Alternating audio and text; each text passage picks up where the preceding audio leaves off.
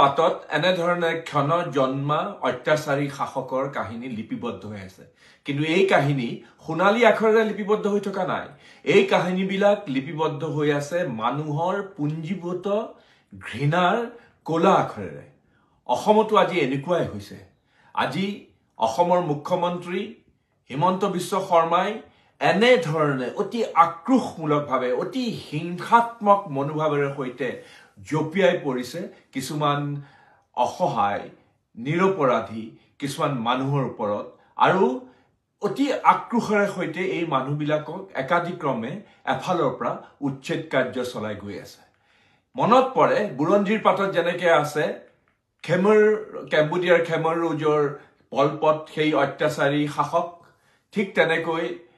Hitler আৰু নাজি বাহিনীৰ হলোকাষ্টত ইহুদীসকলক কেনেধৰণে অত্যাচাৰ কৰি যেনেধৰণে নিষ্পেষিত কৰিছিল ঠিক একেটা কাহিনীৰ যেন পুনৰাবৃত্তি হৈছে আজি অসমত আজি গোৱালপাৰা ধুবুৰী চাৰিওফালে এই অসহায় মানুহবিলাকৰ ওপৰত অতি ধৰ্মীয় আবেগৰ এক ধুমুহা সৃষ্টি কৰিবৰ বাবে নিজৰ ৰাজনৈতিক উদ্দেশ্য চৰিতাৰ্থ কৰিবৰ বাবে অতি হিংসাত্মকভাৱে আক্ৰোশমূলকভাৱে অসহায় মানুহবিলাকক এফালৰ পৰা উচ্ছেদ কৰিছে ৰ'দে বতাহে বৰষুণে এই অসহায় অৰ্ধহাৰে অনাহৰে থকা মানুহবিলাকক ঠিক যেনেধৰণে তেওঁলোকে নিষ্পেষিত কৰিছে সেই নিষ্পেষিত কাহিনী বুৰঞ্জীতো আছে কিন্তু বেছিদিন এনেধৰণৰ অত্যাচাৰী শাসন নাথাকে